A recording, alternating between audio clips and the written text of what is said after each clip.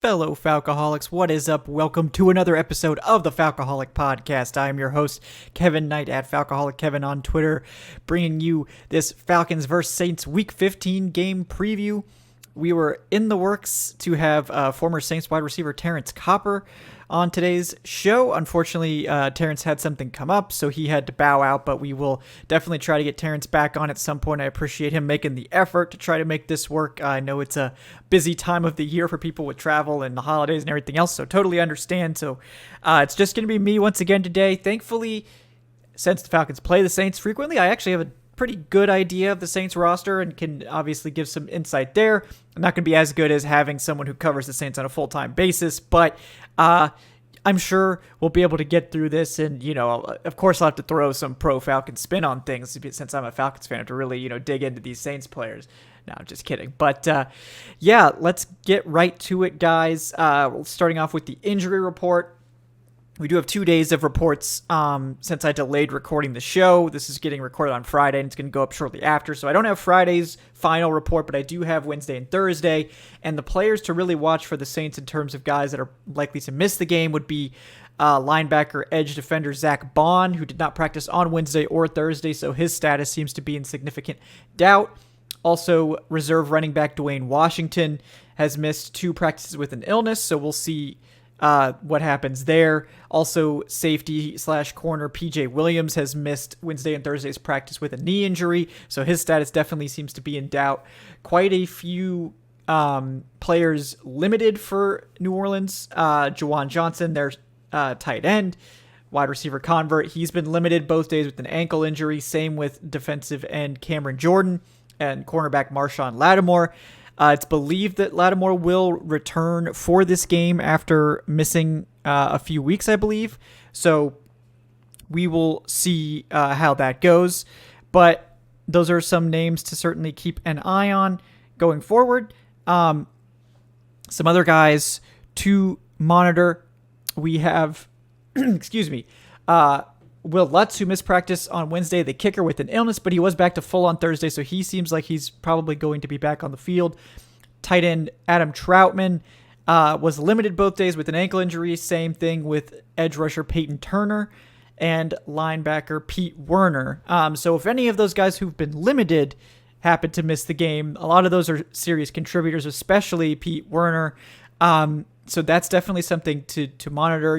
Cam Jordan doesn't miss a lot of games, and it sounds like Marshawn Lattimore is trending towards playing, but these guys aren't likely to be at full strength, so definitely a number of players in question for the Saints in this game that could be significant contributors or significant losses if they happen to miss this one.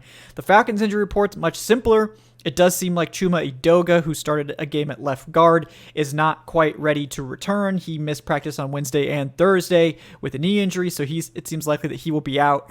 Cordarrelle Patterson didn't participate on Thursday, but that is an NIR designation, so not injury-related, just a rest day. And then Kaderil Hodge popped up on the report on Thursday with an illness and missed practice. We'll see how he progresses on Friday to see if his status is in question, but at this point I wouldn't be too concerned. We'll see how that goes.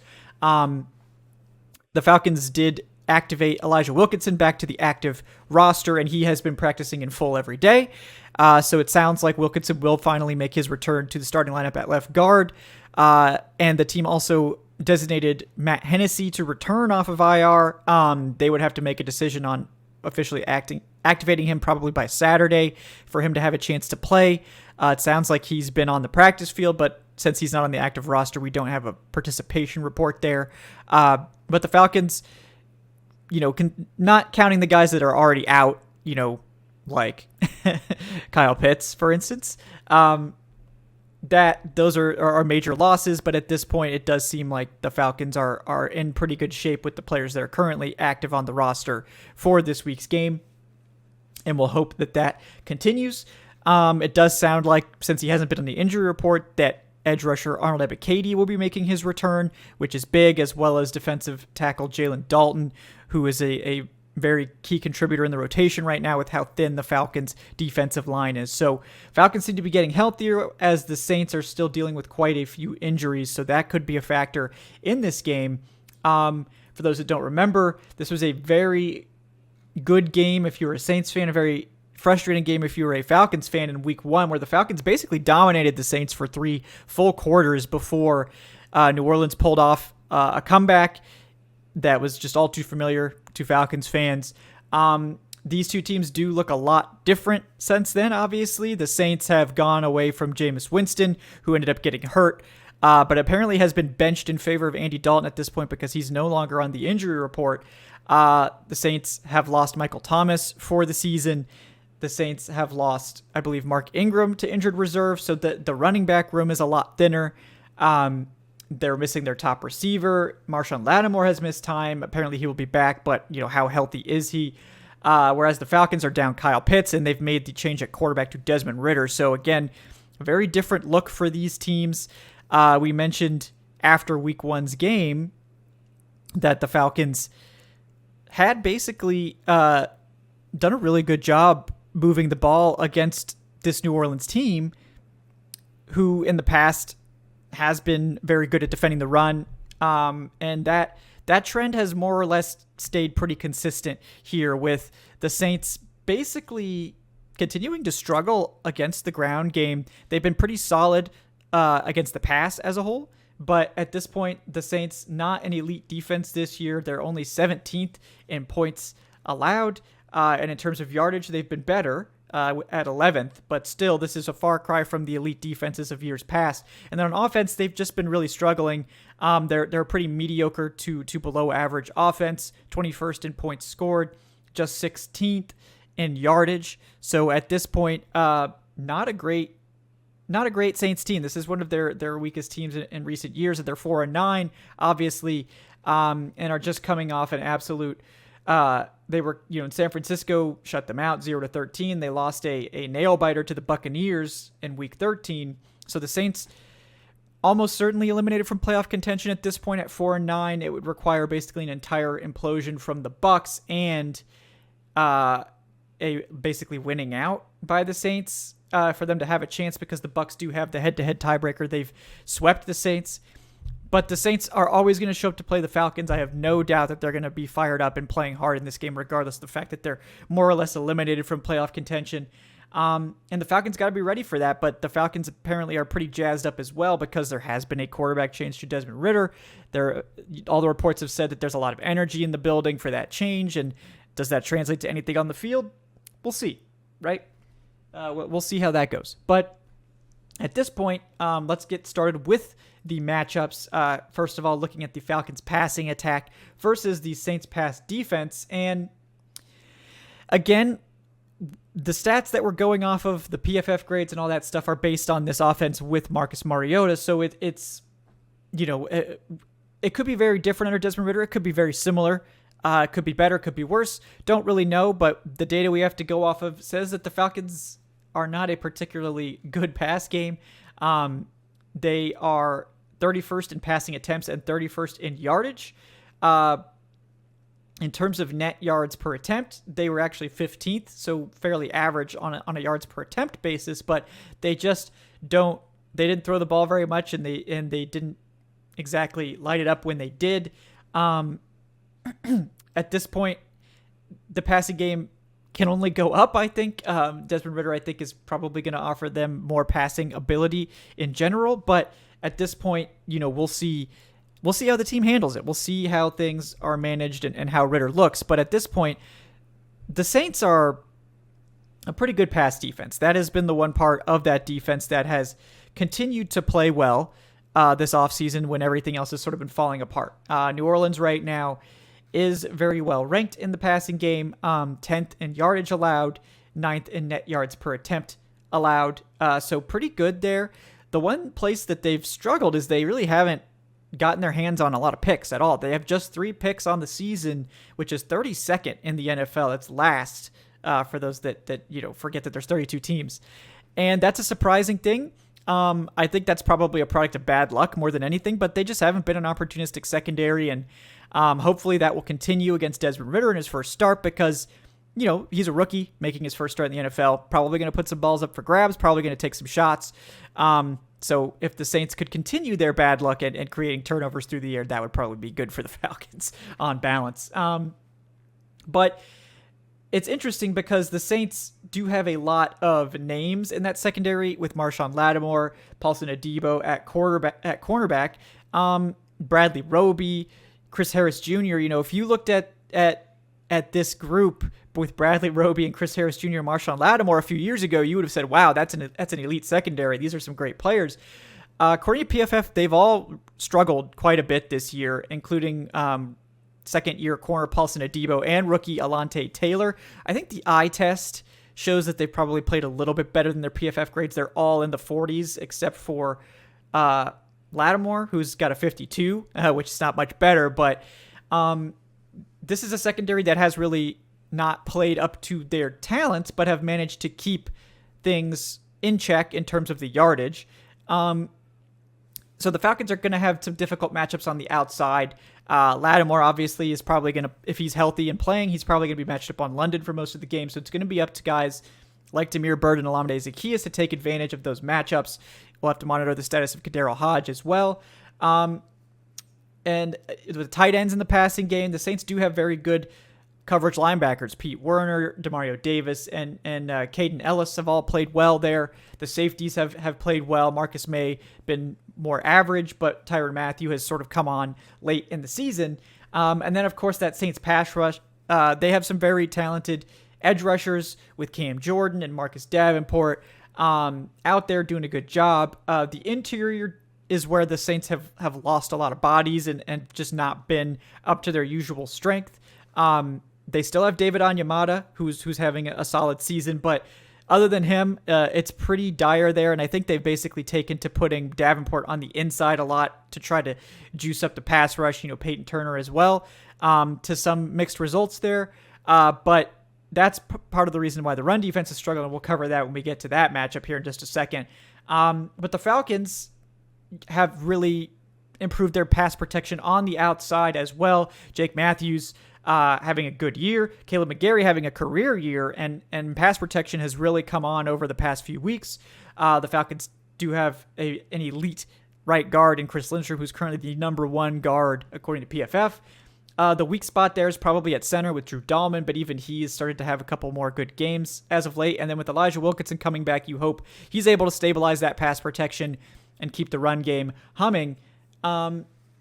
So that's the hope there. I think on the whole, statistically speaking, the Saints certainly do have the advantage. They've played very well against the pass. I do think there are some matchups to be taken advantage of, and they've given up plays, but this is a good pass defense. I don't expect the Falcons to have a great game through the air, but we'll see what they do. I think considering the weaknesses of this defense being against the run, the Falcons can probably get some pretty good looks for Desmond Ridder in the passing game. Some one-on-one matchups, and watching his college film, you should know that he's really willing to test those one-on-one matchups and to really chuck it out there and try to get those chunk plays. So we'll see how this shakes out. With Desmond Ridder being sort of a question mark, it's hard to say, but I think statistically on paper, the Saints probably have the advantage in the passing game on defense. The run game is a different story. The Falcons are one of the NFL's best rushing attacks this year. Complete turnaround from last year where they were one of the worst. It's held up all season long. The Falcons are fourth in rushing yardage with over 2,000 yards on the season. I'd have to go back to see when the last time the Falcons rushed for over 2,000 yards was. I don't know if it was the Michael Turner days, maybe some of the Shanahan years. They managed it, but really impressive for this Falcons offense to get there at this point. They've averaged 4.9 yards per carry, which is fifth. Tremendous. And they've shown no signs of slowing down at this point. So that's an elite rushing attack for Atlanta. Going up against a run defense of the Saints, which historically has been very good, but this year below average. They have been 19th in yardage allowed and 20th in yards per attempt. Their Saints are currently allowing 4.5 yards per attempt on the ground. So this has been a vulnerable run defense, and part of the reason for that, like I said, is that where the Saints have really lost a lot of players over the years with their cap struggles is on the defensive interior. Shy Tuttle has had some good games and some bad. On the whole, PFF doesn't really like his season. And the other guys, the other true defensive tackles they have in there just aren't getting it done. Onyemata's still playing well, of course, but Contavious Street, Malcolm Roach, these guys, they're just not getting it done against the run. or against the pass. So that's a vulnerable interior where there's not a lot of good depth. The Saints are really relying on some of their edge rushers to play on the interior to get pass rushing juice. So some potential vulnerabilities there for the Falcons to exploit in the run game. I think this is a clear advantage for the Falcons. And look, it's Ridder's first start. I know we want to see him light it up and play great, but I think the best thing to do is to lean on that run game more and take shots off of it when you get those positive looks. And I think the Falcons rushing attack should be able to take advantage of a below average run defense of the Saints and lean on that as much as possible in this game. So definitely a big check for the Falcons as an advantage in the run game.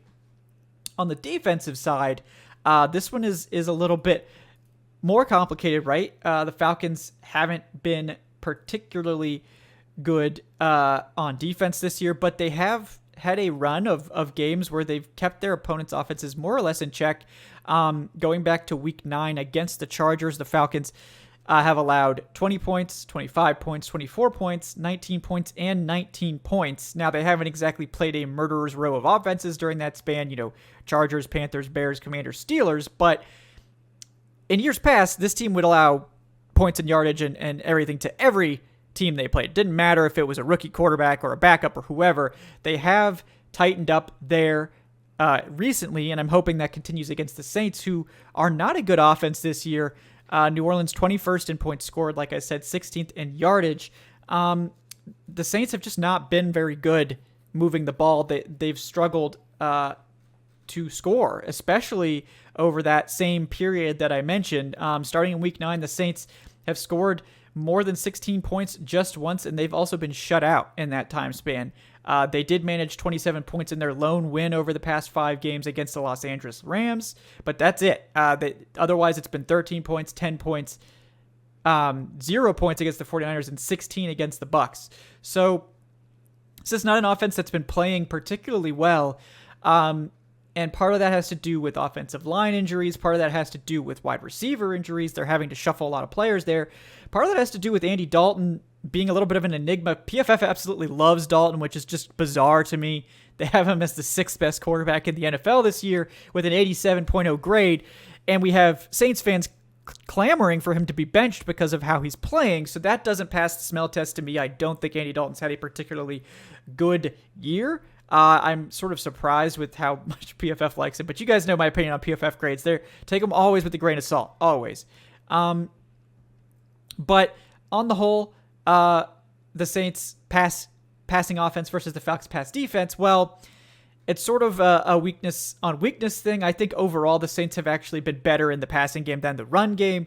They're currently 11th in yardage and 8th in net yards per attempt. So a solid to good passing game, above average according to those metrics. The Falcons, by the same token, right, have been one of the NFL's worst pass defenses. They're 27th in yardage and 29th in net yards per attempt, so they've been one of the worst. So the Saints are definitely going to have an advantage throwing the ball against this Falcons pass defense. Like I said, Atlanta has been better against the pass over the past few games, impressively so. And again, some of that has to do with the offenses they're playing, but since the Chargers game, which they allowed 245 yards in, they haven't allowed more than 200 yards through the air in any game over the past 5 weeks, other than that Chargers game in week 9.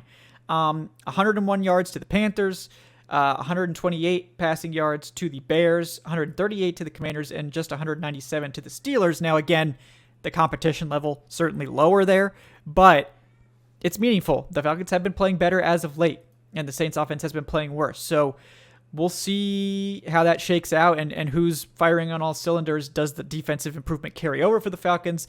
Can the Saints break out of this funk offensively in the passing game? We'll see. But I think the Saints have been getting some good things from Rashid Shaheed, who was looking good in that primetime game a couple weeks ago. So he's someone to watch there. Chris Olave, the most productive rookie wide receiver. He's a threat. He's someone to pay attention to. Jarvis Landry seems like he's finally back in the lineup for them. At tight end, they have Adam Troutman and Juwan Johnson, who have been playing decently well. The vulnerabilities come on the offensive line, where Calvin Throckmorton at right guard has been one of the worst offensive linemen in the league with just a 33.9 grade this year. That's real tough, right? Not good at all. And Cesar Ruiz at center. It seems like it'll still be Ruiz at center Eric McCoy was designated to return off IR, but I'm not sure if he'll be ready to go for this week. He was just designated to return a couple days ago. Andrus Peat at left guard, huge contract, not playing up to it, 50 PFF grade. However, they have gotten pretty good play out of James Hurst, who took over at left tackle for Teron Armstead. He's having a solid year, particularly as a pass blocker. And Ryan Ramczyk, of course, at right tackle is one of the best right tackles in the NFL every single year. He's still playing at a very high level. The Falcons' pass rush has not been good. So, will they take advantage of this? The favorable matchups seem to be on the interior, where the Falcons don't really have the horses, right? They have Grady Jarrett, and I'm sure he's going to wreak havoc in this game. He always seems to play well against the Saints, but outside of Jarrett, they've lost a lot of guys. Maybe this could be a Jalen Dalton revenge game, right? Former Saint. So we'll see. Arnold Ebiketie coming back, that could be big potentially for this pass rush. We'll see. But the Falcons secondary definitely getting healthier. AJ Terrell's back and really playing at a high level since he's returned from that injury. Darren Hall's been solid on the other side. And we will see how the Falcons manage this. Isaiah Oliver, good run defender, hasn't been as good in pass coverage, but not bad. The secondary has gotten healthier. Richie Grant's having a good year. Jalen Hawkins is there as well. So it's really, can the Falcons pressure Dalton? Because I think that's how you really affect the Saints offense. They did a good job of it in week 1, right? I think they had 4 sacks against the Saints in week 1. So we'll see if they can dial up that magic once again for this matchup. But on paper, at least, you'd think the Saints have the advantage statistically. But in terms of the context of they've had a down slump over the past few games, and the Falcons have been on an upward trend, maybe a little bit more evenly matched than we think. But we'll have to see how that plays out. Now, against the Saints' rushing attack, that has been a part of the Saints that has sometimes been very good, but this year, not so much. New Orleans, 21st in rushing yardage, 19th in yards per attempt, just 4.4 yards per carry. They have struggled on the ground, particularly, like I said, over this last stretch. They have not crested 100 rushing yards since week 8. They did have a couple of very good rushing games earlier in the season, like weeks 5 and 6. But since then, not much on the ground. 48 yards in week 9, 29 rushing yards in week 10 against the Steelers.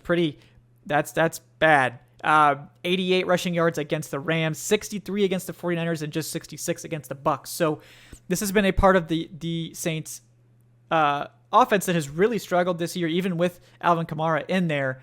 And the Falcons have actually been solid against the run. If you look at the raw yardage, they're 25th, but they've also faced the 27th most rushing attempts. So looking at the efficiency stats, the Falcons are 14th in yards per carry allowed, just 4.4. That's just slightly above average. So not bad. So I think the Falcons certainly probably have the advantage against the Saints there. Again, the offensive line for New Orleans hasn't been playing up to par. The Falcons have managed to get good run defense out of this group, even if the pass defense has been like a sieve a lot of the time. So I like the Falcons being able to bottle up the Saints' run game. It's more about the passing and the short passing. And can the Falcons keep everything under check? That's a more open question.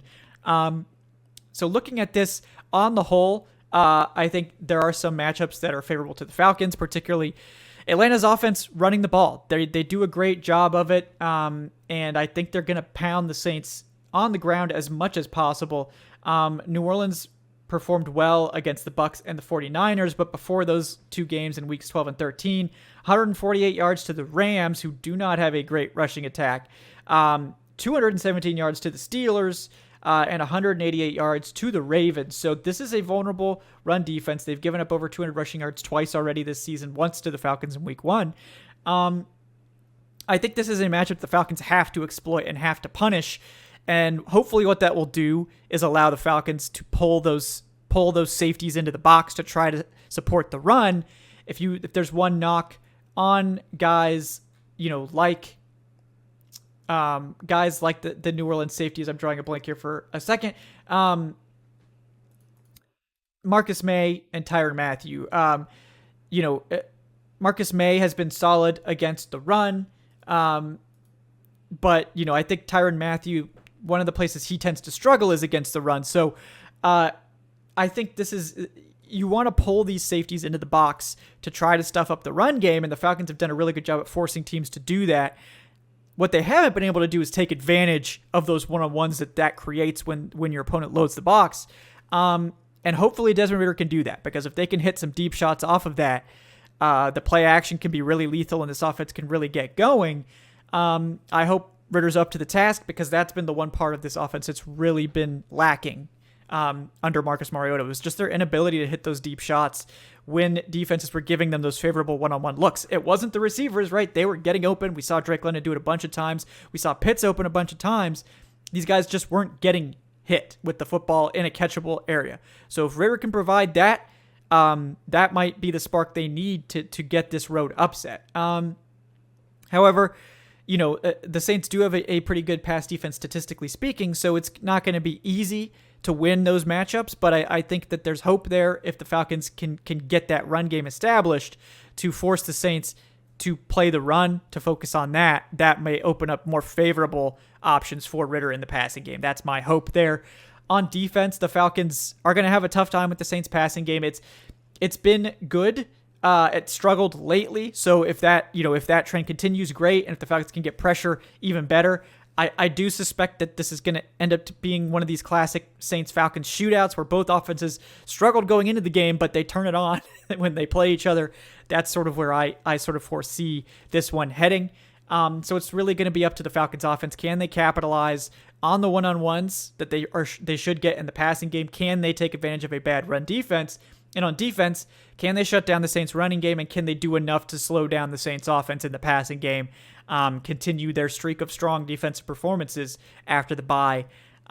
Health obviously could be a factor. We'll have to monitor the Saints report, because quite a few guys are on that list that could really hurt their depth in particular, but also some starters. Whereas the Falcons are pretty healthy coming into this game in terms of the guys on the roster. So hope that could also translate into an advantage for Atlanta in this one.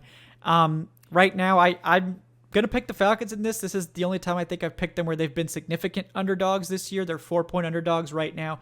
I do think that the Falcons will win by a field goal approximately. I could see this being like a 23-20 sort of game in favor of the Falcons. But I'm not confident in it. I don't blame Saints fans for picking the Saints. They are favored. I think it's a reasonable take. There's nothing weird about that, in my opinion. So this is definitely one that could go either way. The Saints are favored because I think markets are suspicious of what Desmond Ridder will bring this team, and I don't blame them. We've never seen him play against a starting defense, but I'm gonna have some hope.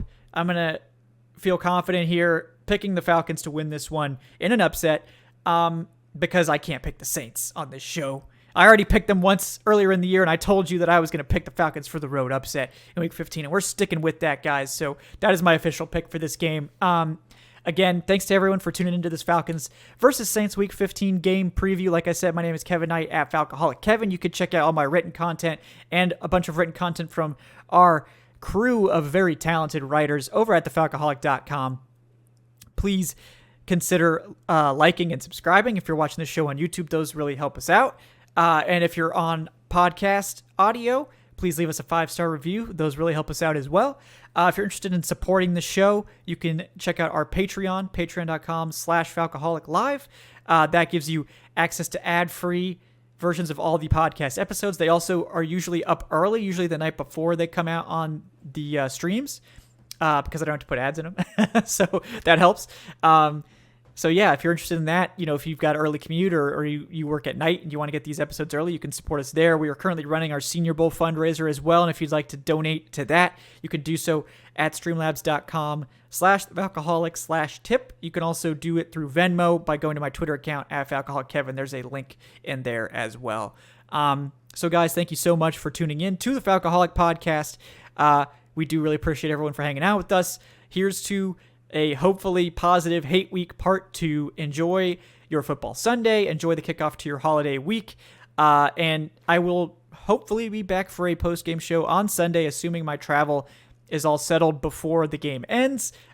With flights and this crazy weather we're having up here in New York right now, I can't be 100% sure of it, but hopefully we'll have a post-game show. If it's not immediately following the game, it should be shortly after, as soon as I can record it. So again, guys, thanks so much for tuning in to the Falcoholic podcast. We'll see you next time. Have a great day.